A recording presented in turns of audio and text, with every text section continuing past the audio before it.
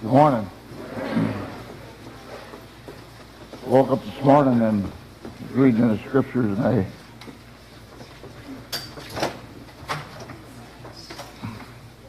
couldn't stop the tears from coming down. I'm a blessed man. I'm blessed in my life to have the wife I have and the family and the things that are going on in my life, and to be here and to be around other believers, men and women who love the Lord. What a blessing.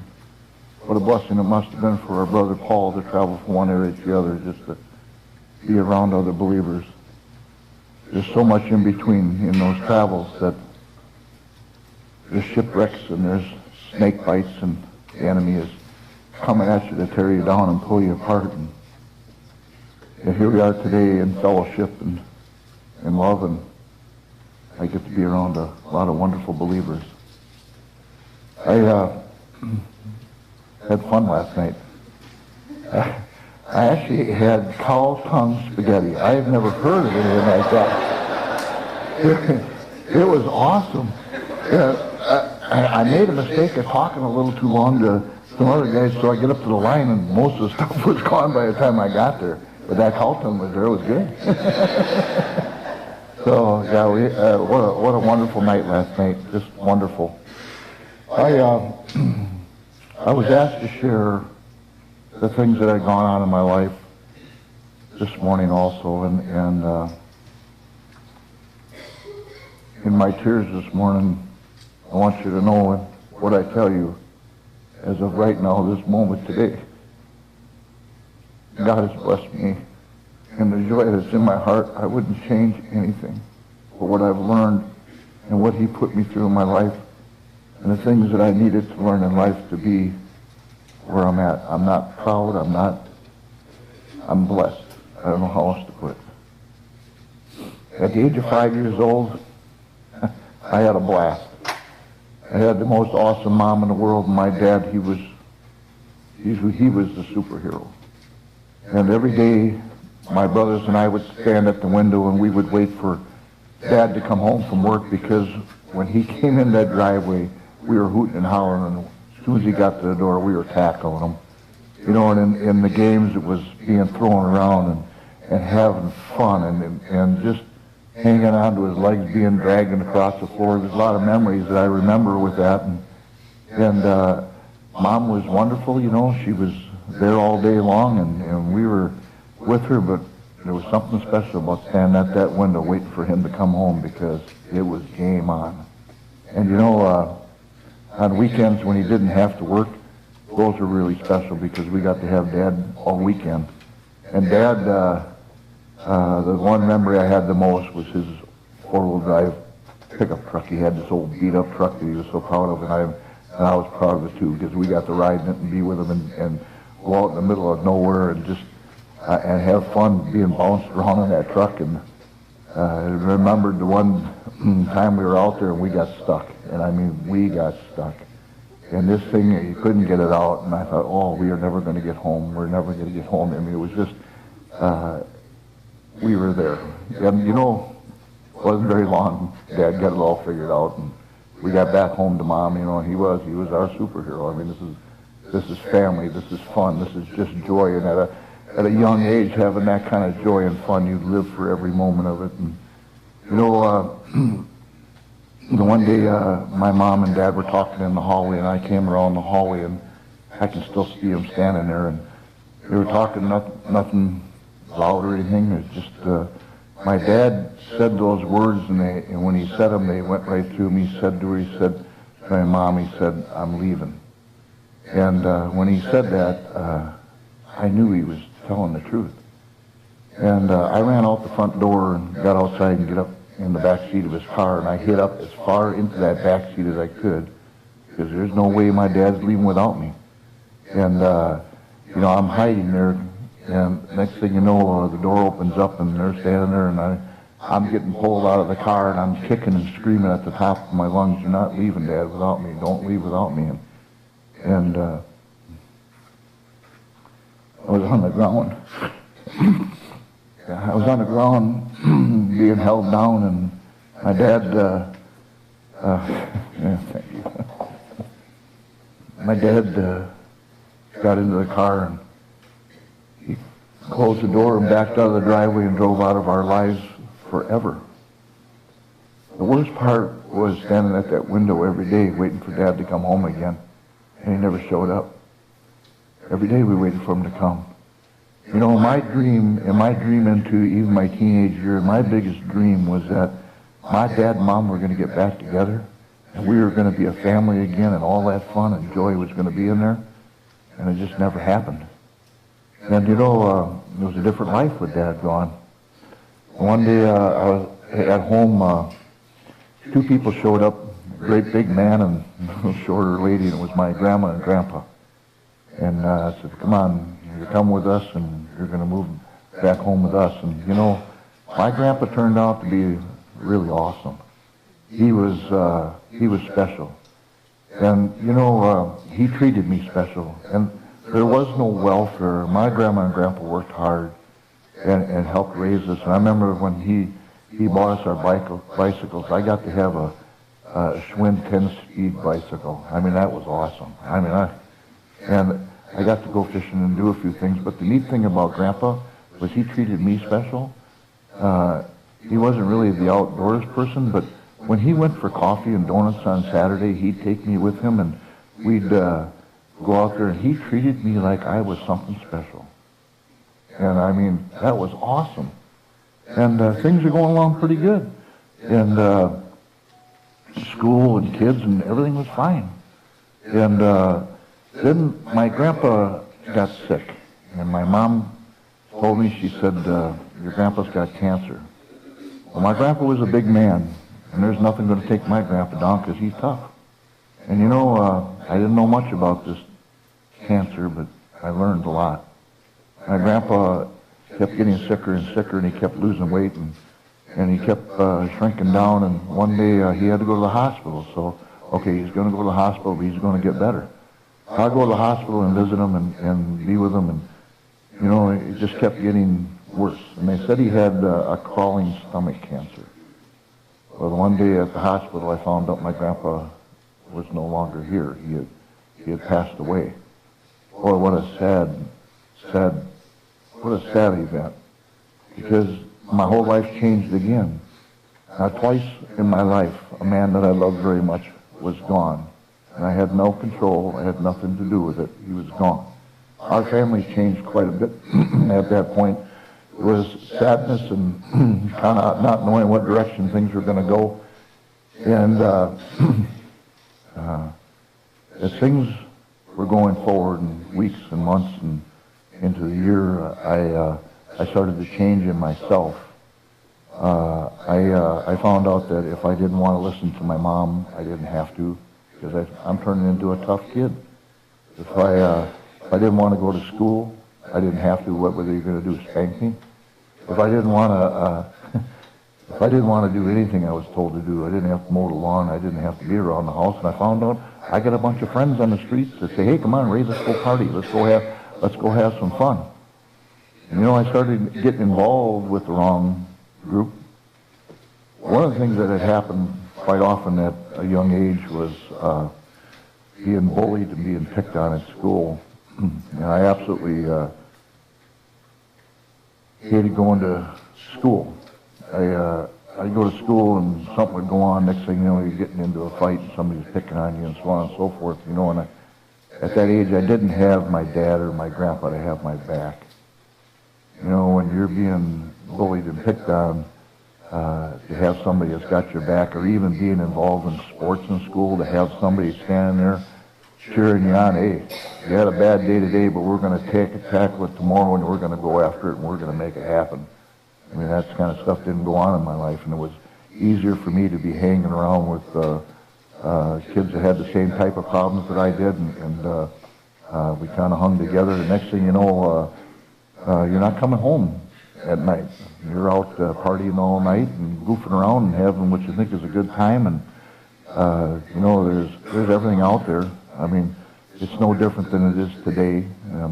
There's the drinking, and there's partying, and there's girls, and there's just thinking that having a good time sleeping on the beach in a tent someplace and not having to get up to go to school. I mean, man, I didn't need to listen to anybody. I'm a tough kid, man. I mean, this is the life. You know, my school suffered, and you know, as it goes, you don't realize back then that in your schooling suffering, and you think you're having fun and doing what you're doing. What ends up happening is you pay the price when you get older. But I didn't know that. I didn't really care about that. I was living for the day.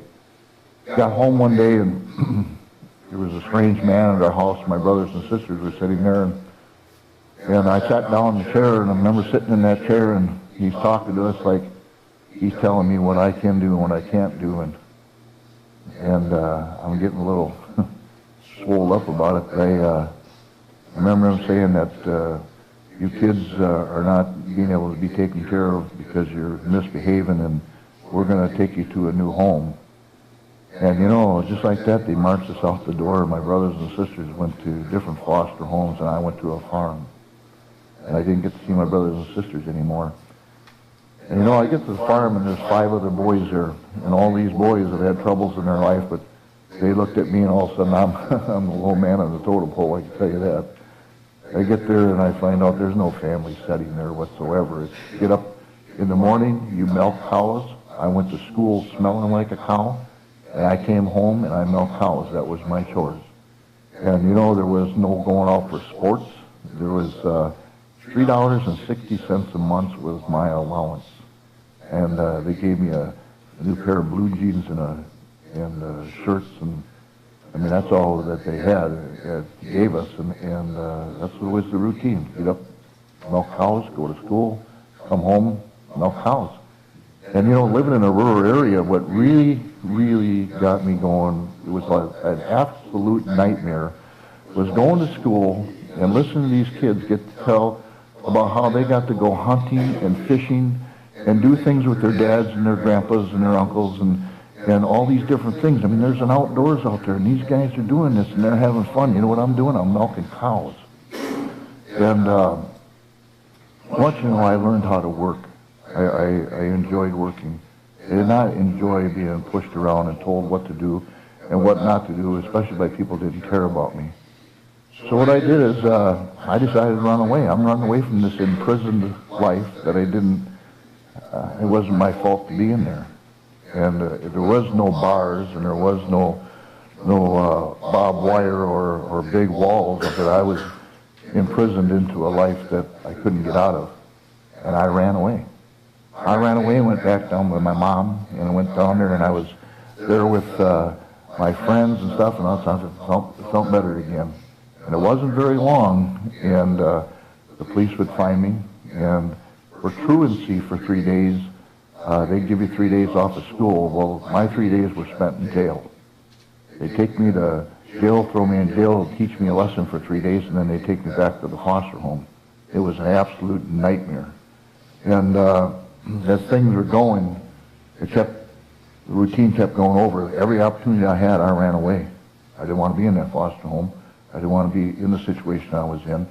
A lot of times when I ran away, I was with my friends, and I did go fishing. I sat on the beach out there and was doing things with them, but I remember the 5th time that I ran away, I went down by my mom, and I said hi to my mom, and you know, I wasn't 15 minutes, and the police were there, and they had me. It was right now. Hey, how did this happen? How did I get caught so quick? I didn't even get any time to be with my friends or anything. I got caught. And you know, they were taking me to jail, and it hit me like a brick. It was my mom that called the police. Wow. So my dad, my grandpa, my family is gone, and now I don't have a mom that I even trust. I don't have nobody. I absolutely hated this life. I'm driving into a nightmare because I'm going to jail. Jail is concrete and steel. They have the worst taste in cornflakes and coffee. It's terrible. So I get put into jail, and I'm making up my mind how I'm going to do this, that I don't go through this no more, because there's no reason to go back to my mom. Mom, she doesn't want me. Nobody wants me.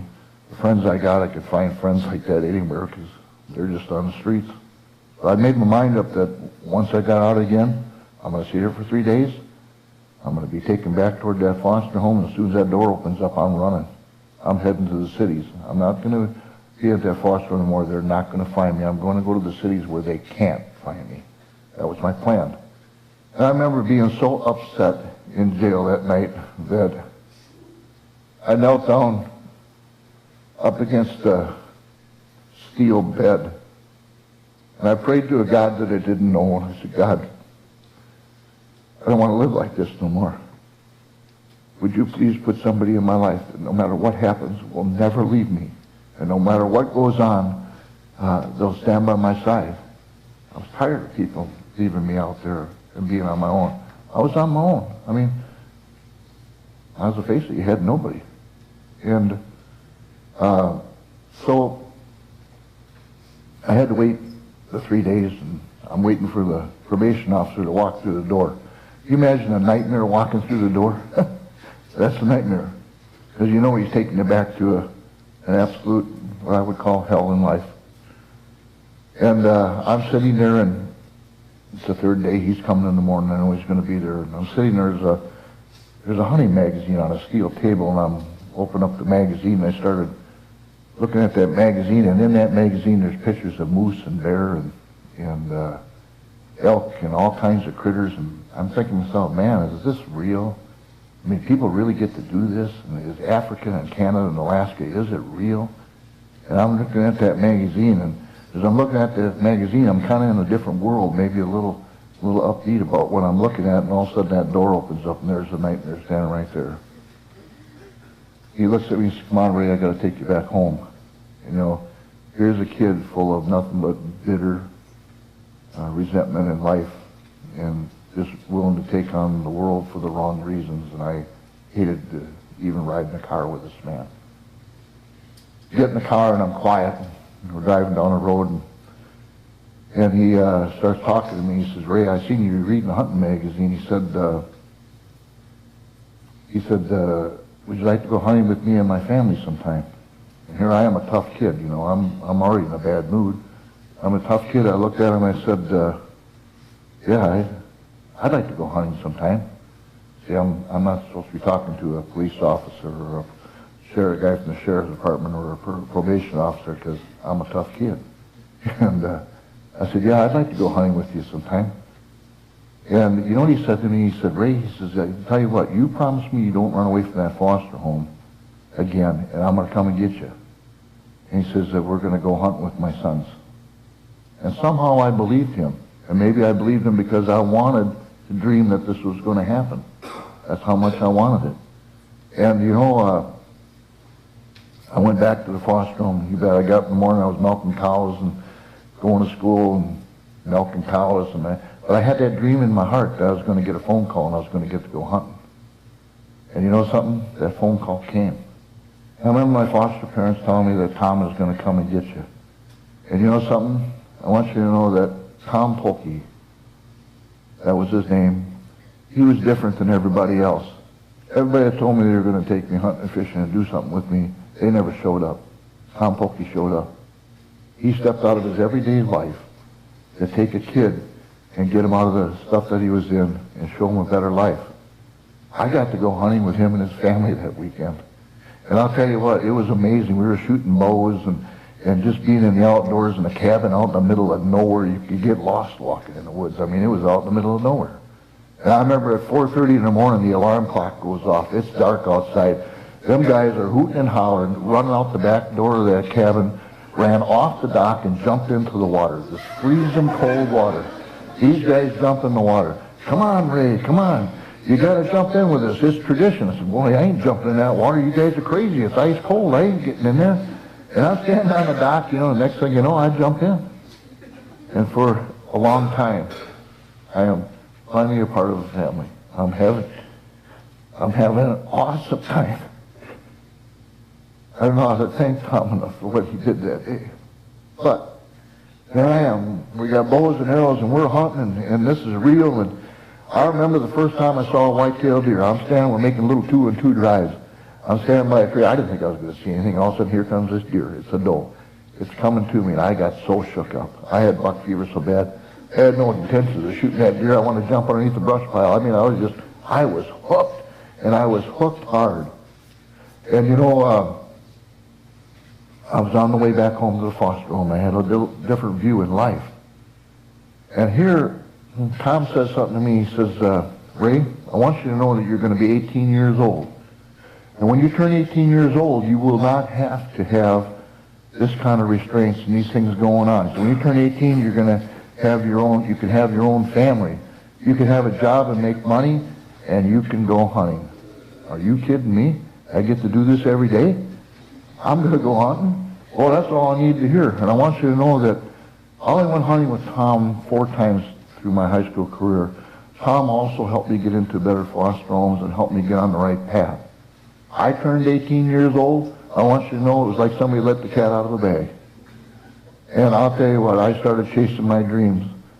Last night I had the opportunity to honor our military, and I want you to know the rest of the story has got to do with chasing our dreams and what God has done in my life. And this morning also, I'd like to, anybody that here that is part of the military or the sheriff's department or the police department or the fire department, please stand up, because I'll tell you what, if it wasn't for you men and women that are here doing what you have done, we wouldn't be able to chase our dreams.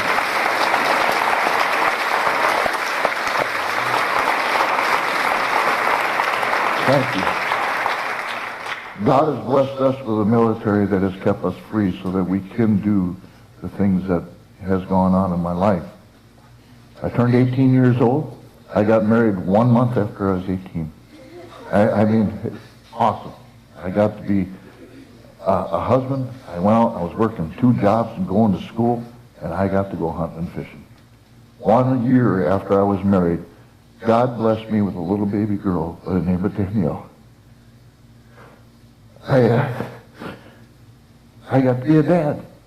I got to be a dad. And you know, that same year, I was hunting with my bow, and I harvested my first white-tailed deer in the wintertime. I couldn't believe I got a deer. And you know, I took that deer, I put it in the back of my car. I was so proud of that deer, I drove around for a week with the deer in the back of my car. I was hooked. I was hooked. And you know, things are going along pretty good. At the age of 23 years old, I had 5 kids. I didn't know what was happening. They were popping out left and right. And you know, I was working hard, and my grandpa was such a big influence in my life. My grandpa had his own business at one time. And so I remember telling myself, man, I can't hardly make enough money working for other people. I got to go into business for myself. My grandpa did it. I'm going to do it. And you know something? I quit a perfectly good job and went into business for myself. And I want you to know, it was the fear of failure that made me succeed. The fear of not keeping food on my table for my kids. The fear of not keeping them so that they had a home. It was the fear of failure that made me succeed, because there was no 40 hours a week. It was 60, 80, 100 hours a week. Whatever it took to put food on that table. I worked hard. I learned how to work hard, though, because of what I learned on the farm. But whatever it took. And you know, things started going along pretty good. The business started to grow. And I actually had a few employees, and things were happening. And I remember one day I'm at work, and Tom Polkey walks through the door. The guy that changed my life walks through the door. And he says, Ray, I got to talk to you. I got a kid by the name of Brian. He's in a lot of trouble. Unless we can maybe get him a job after school and mentor him, he's going to St. Mike's. And when he said St. Mike's to me, bang. St. Mike's was a boys' home, and that's where my brother Dan went. I didn't see my brother Dan until I was in my 20s. And my brother Dan went down a different path than I went down. He went down a nightmare that he still isn't right today over what went on. But when Tom said that to me, and he said St. Mike's, I said, oh my, how can I help this boy? And I said, Tom, let me think about it. I went home that night and I thought about it. I thought, the man that changed my life thinks that highly of me that I could mentor another kid. The next day I called Tom. I said, Tom, bring him over. I'd like to meet this young man. He brings him over. I was a little afraid. I didn't know what was going to happen. And He brings this young man over, and here's this short kid, 14 years old. I looked at him and I thought, how in the world could that kid be in that kind of trouble? And he was in trouble. I sit him down and start talking to him, and it turns out to be a pretty good kid. I said, Brian, I said, if you want to come over to work after school and sweep the floors and clean up a little bit, maybe do a little hunting and fishing with us on the weekends, I said, you'd be more than welcome. He said, yeah, I'd like to do that. And you know something, from that day forward, I couldn't believe that kid ever had any troubles in his life. He was with me for 6 years.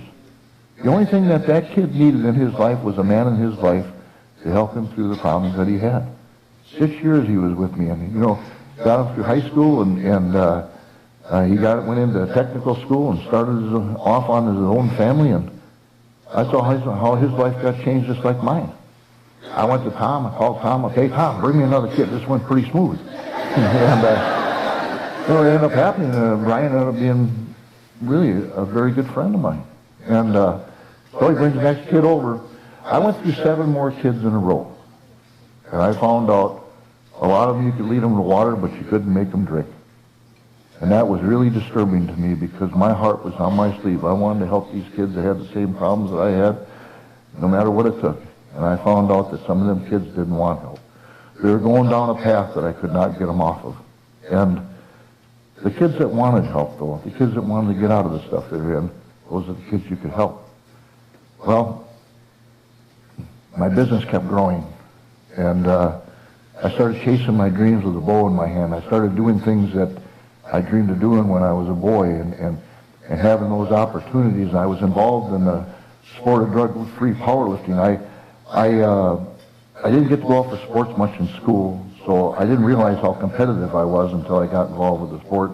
It was a great stress reliever for me, too, because I never knew how many hours I was going to be working, but it was a way for me to go to the gym during the middle of the day and work out and then go back to work, and it helped me.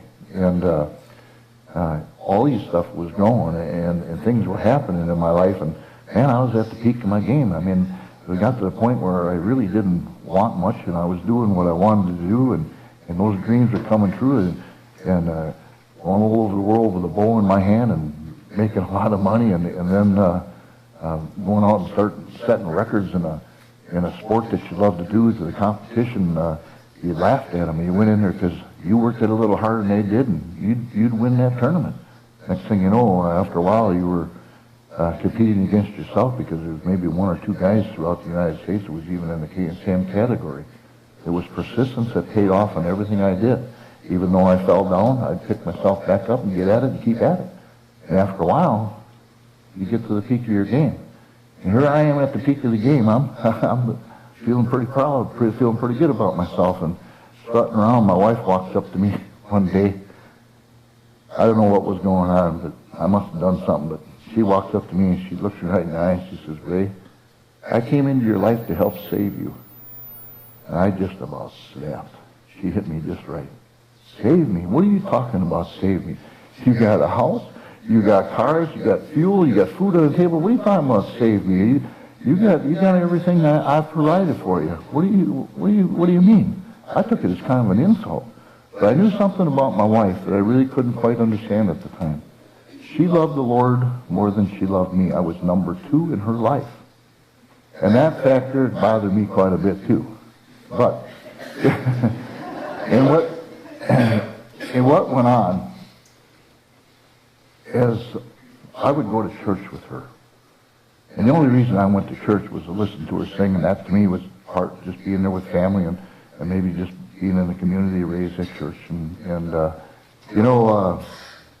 I'd go to church, and I used to think about what my grandpa would do. So the manly thing was to drive the family to church, drop them off, and then come back and pick them up after church. That's what my grandpa did. My grandpa was a man's man. I looked up to him. Well, I'd go to church with Karen just to be there and listen to her sing, and I just didn't feel 100% comfortable with it.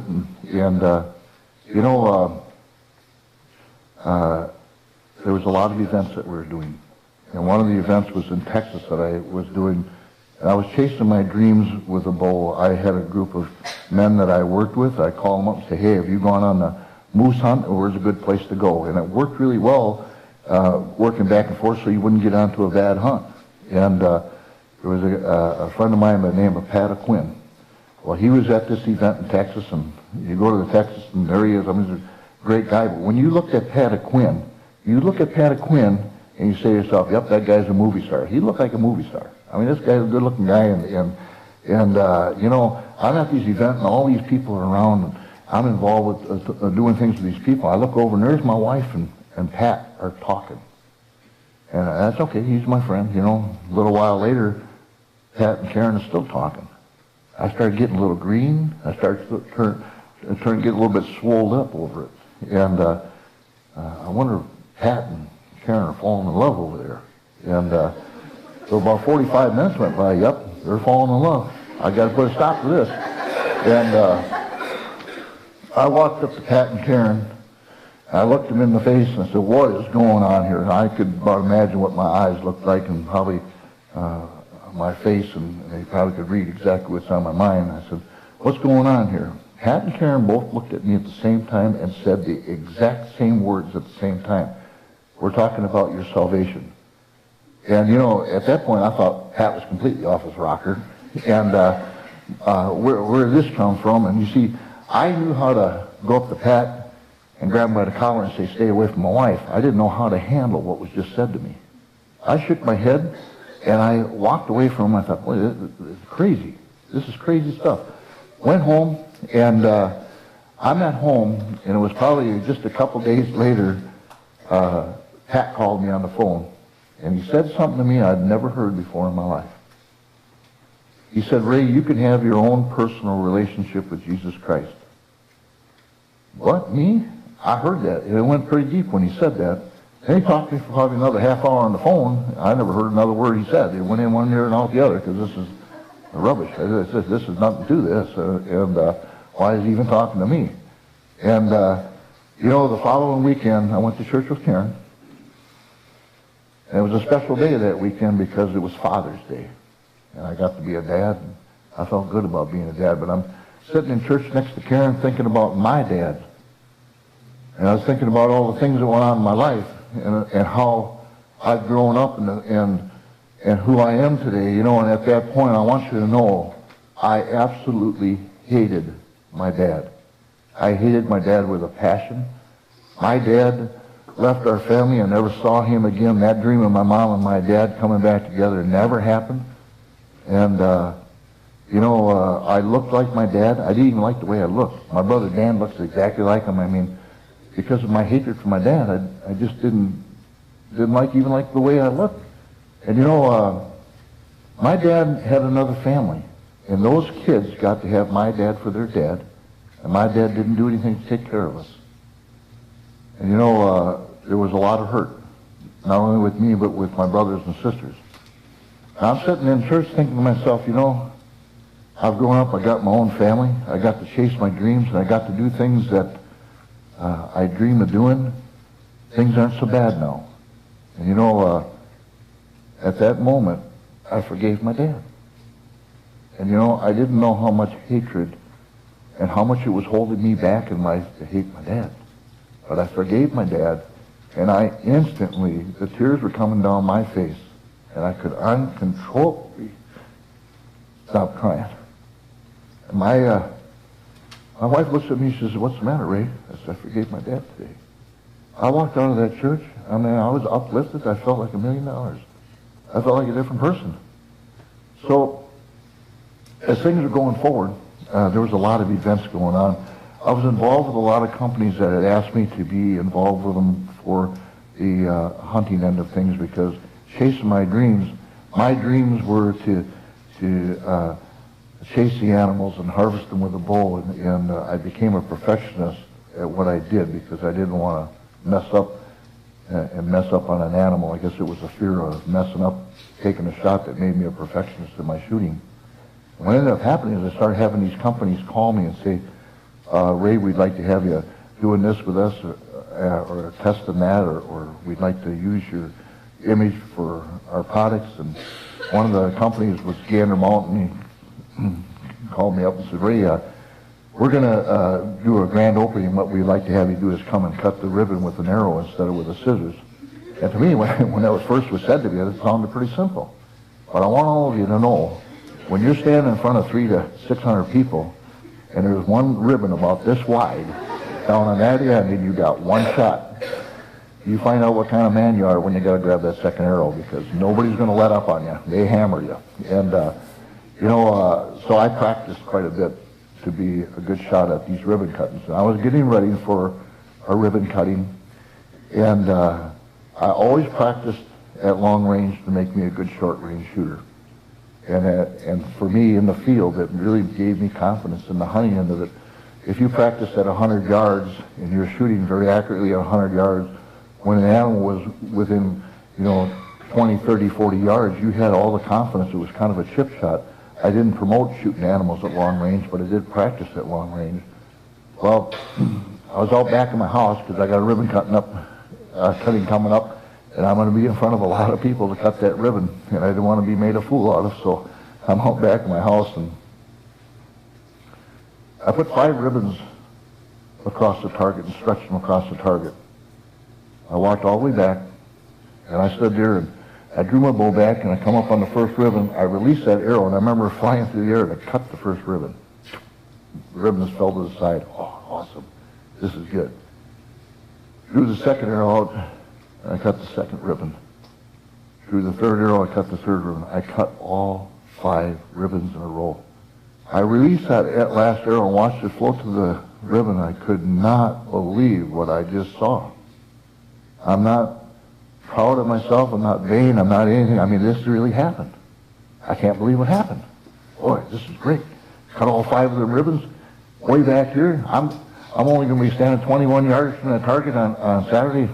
This is going to be a walk in the park. I'm going to have fun with this ribbon cutting. So I come walking up to the target, no kidding, there's all the ribbons laying like this, right straight down, 5 arrows right in a row. Wow.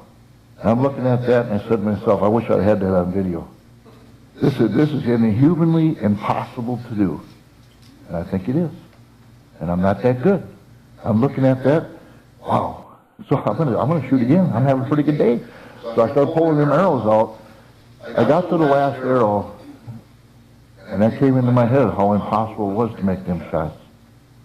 And I realized that last arrow, that everything that happened in my life happened for a purpose. Because God had been guiding them arrows, just like He was on those 5 arrows. He was guiding my arrows ever since I was 5 years old. Everything that happened to me in my life happened for a purpose. And what Pat Quinn said to me about having my own personal relationship with Jesus Christ came into my head. Wow. Okay, all right. I'm going to go shoot again. So I put the ribbons back up, and I'm going to head back to shoot, and I get about halfway back. And I want to tell you, the truth came into me all my life. Being truthful to myself, I was always truthful to myself, but the truth came into me that everything that did happen to me since I was a boy happened for a purpose. I'm going to tell you, I had an overwhelming power come over me, and the Spirit of God entered me in with a bow in one hand and arrows in the other. I remember I raised my voice and said, "Now on, Lord, this is no longer to my glory, it's to yours." In the next minute, I had more wisdom come into my head than I've ever had. I know that I've only got this much time left on this earth because my friends and people that I know were sick, or they were in accidents, or they were dying of cancer, or we didn't know it was going to happen 5 minutes from now. So I only got this much time, and I don't know how much time it is. And I realized I didn't have time for anything else. My trophy room is twice the size of this room and higher, and it's filled with animals, dreams that I chased. And I realized at that moment, the day I died and I was gone, that all those heads and all those mounts that I had were going to be in somebody else's house or on somebody else's wall, and my name's not even going to be on them. So what did I accomplish there? Nothing for myself. All the money that I had in the bank, I wasn't even dead yet, and people were fighting over it. They didn't really care about me. They cared about my money. They were fighting over it. All the records that I set in powerlifting. I want all of you kids, I don't care if you're 65 or if you're 5 years old, whatever your dreams are, you chase your dreams and you can accomplish them if you keep your mind to it, no matter what your troubles are in life. Powerlifting to me was fun, it was competitive, it was going there to win. And you know, I realized that somebody that had a little better day than I had, or a little better technique, and been at it a little bit longer than me, was going to break my records. So my name wasn't even going to be on the record. So what did I accomplish there? Absolutely nothing. And at that moment, I knew exactly what I had to do. I was being called. It was in God's timing. So probably the scariest thing I ever did in my life was walk up to my wife, because I got to tell her. I got to tell her what happened. And I'm going to tell her how I've made up my mind. And I walked up to my wife, Karen. I said, Karen, I gave my heart to the Lord today. I know what my calling is. I've only got so much time left on this earth, and this is what I'm going to do. I'm not going back to work at my business. I don't care if I ever harvest another animal with my bow. I don't care if I ever set another record in powerlifting. My calling is to help as many people and kids as I can while I'm still on this earth, and to do the Lord's work. That's my calling. Now you can about imagine a man walking up to his wife and telling him, okay, we're out of a job. We're not gonna have the things that we've had, and I'm going off into a whole different ballgame that is maybe a dream. My wife looked at me because she knew the truth. See, my wife had the Spirit of God in her a lot longer than I did. She knew the truth. She said, Ray, you do what you think is best, and I'm sticking with you. And I'll tell you what, that day, I did not go back to work. I didn't pursue the things I had pursued. I went right after what the Lord called me to do. It's a ministry called Kicking Bear. And that ministry goes forward into the States, and it takes kids off the concrete and the steel and the garbage that they're involved with and pulls them into a camp where it puts dreams in their hearts and gives them goals in life that is family goals, and it teaches them how to be dads and moms and how to stick together when times are tough, and it lets them know that there is a Heavenly Father, and no matter what their problems are or what our problems are, God is working in our life, because there is no other reason for what went on in my life than God was working in my life since the day my dad left. And you know, I found out that when I gave my heart to the Lord, there really is an enemy. There really is a devil that does not want you to succeed at the things that you do. And there's going to be shipwrecks, and there is going to be snake bites, and there is going to be things that go on in your life that, unless you're in the Scriptures all the time, it's tough to handle. And at one time I thought going to a Bible study with a bunch of men was kind of for the sake a flaky thing to do, or maybe even a feminine thing to do, that men get together to study the Bible. I went to my first Bible study, and I kept going. And you know what I found? I found men that really had my back.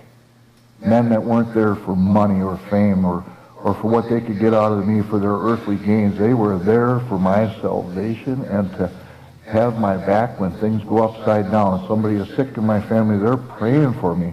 If something is going backwards in my life, they're praying for me. And you know what? I'm praying for them too. Just this morning, a good friend of mine, Craig, sent me a message. Ray, please pray for Brenda. She's got bleeding on her brain, and we don't know what's going on, and she's having some terrible headaches, and she's in the hospital. Just yesterday, they were holding hands walking down the street, and look what kind of a storm came into their life today. And I'm praying for them, and my wife is praying for them. And, you know, those storms that I'm talking about, how to handle those storms, the only way to handle them is with the Spirit of God. Because we're going to have storms. Those things are going to happen in our families. These things are going to go on. And probably the most powerful thing that God put into me was the day I started having Bible studies with my wife. Wow. Bible studies with your family. Now, see, as I talked about earlier here, I'm the breadwinner. I'm the guy who's got it all, brought it in all, and I think I'm smart. I think I know a little bit more than she does. Wow, that I have a lot to learn. I married the king's daughter. And if you, as men, you look to your left, you look to your right, and in front of you and back of you, the king's daughters are here. Every one of you. God's got a purpose for in your lives, and he has blessed us with these women. And that's what we're to do. We're to treat them the way they should be treated, better than us. And you know, I started having Bible studies with my wife. Next thing you know, she's way smarter than me. I mean, there's things that she knows that I mean, and there's moments when you're studying all of a sudden, wham, there it is, right here. This thing is alive. It's real. It tells us how to get through this life. One minute you're laughing and joking, and the next minute there's tears coming down your face because you know the truth of it and God reveals it to you. And it helps you to be able to get through this life. The moment I gave my heart to the Lord, I entered the kingdom of heaven for eternity. The Spirit of God was in me. The Spirit of God guided me through my life. And now I realize I have a partner in life who is my wife that is awesome. Matter of fact, I just told her, I said, you know, to me, I wouldn't trade you for all the gold and silver that a castle could hold, and not even a new four-wheel drive pickup truck. I wouldn't trade you for it.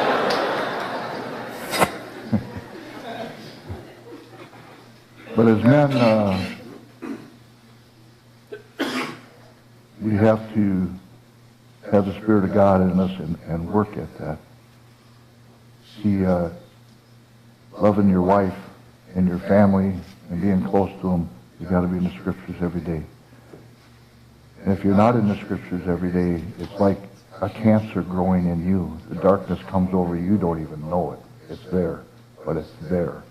And if you're not in the Scriptures every day, you're missing the joy that this Word, and this Word was here before the earth was formed. It's here now, and it will be forever. And God's promise to us, his promises to us, is that we will live eternally with him. He has never broke a promise yet. Not one promise in here has been broken. So, I'm going to enter the kingdom of heaven someday. And entering the kingdom of heaven, I'm going to have a life, a spiritual life where there is no sickness, no cancer, nobody running out and leaving me alone. There's going to be joy and worship. You know what it's like standing here with all of you singing this morning? Raising our hands to the Lord? It's going to be way beyond that. Every moment. And being a Christian and having each other's back, it's not about money, it's not about fame, it's not about anything. It is about having each other's back and going through life here on earth together. God has called us to our ministries. Mine, I happen to see it was kicking there because that's what he called me to. But each and every one of us have a ministry. It might be our family at home. It might be our jobs. It might be out there playing sports with other kids. You stay focused on the Lord. You're out there shining the Lord's light, and you may change their life, and you may have the opportunity to share the good news, to be able to bring somebody to the Lord so that you can share eternity with them in heaven. Eternity. And they're going to be up there praising right alongside you. I know that for a fact. I want to bring my wife up here to introduce you to her, because she's as much of what this calling is in my life as I am. And about 2 weeks ago, they put the laying on their hands on us and anointed us with oil so that I could go forward to help marry people and to be a part of funerals and go into prisons to talk in hospitals. And my wife was right there. I was right there holding her hand just like I'm going to do right now.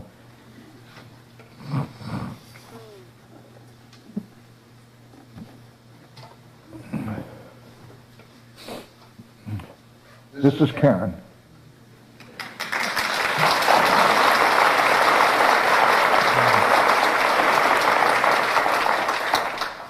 The truth of it is, at the age of 14 years old, I leaned up against a steel bed on a concrete floor, cold, steel, darkness, prayed to a God that I didn't know. I said, God, would you please put somebody in my life that would be there, hold my hand, and never leave me. I had no idea what he had planned for me. I had no idea the blessing that he had planned for me. I could have not dreamed of what he had planned for me. And look at this. This is real. And this is for all of us. That same joy is for all of us. I'm just a man. That's all I am. I'm just a man. I'm a man that's a sinner that is focused on the Lord, and as soon as it comes in, I get it out of my head type person and pray. But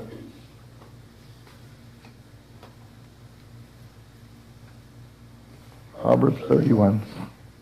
I got up this morning and I read Proverbs 31. And I started crying because that's my life. That's what God had planned for me. So I want to encourage everyone. I think my wife waited 9.5 years before I crossed the Jordan River. 9.5 years of putting up with some guy who really thought he was something. Can you imagine being as smart as she is and just keep her mouth quiet and not say anything? To protect your marriage, to protect your family, you need the Spirit of God in you and in your marriage. You need it there.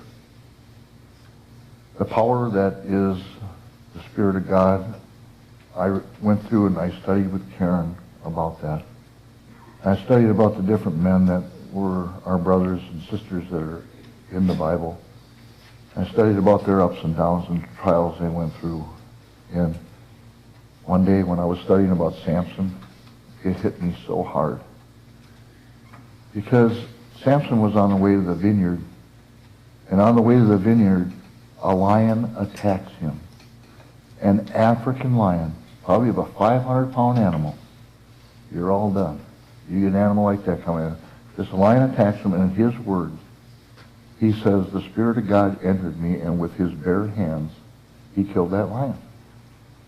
Now, with his bare hands, if you're going to grab a lion by the jaws and pull him apart, you're going to get your fingers cut off. No question about it. He kills this lion.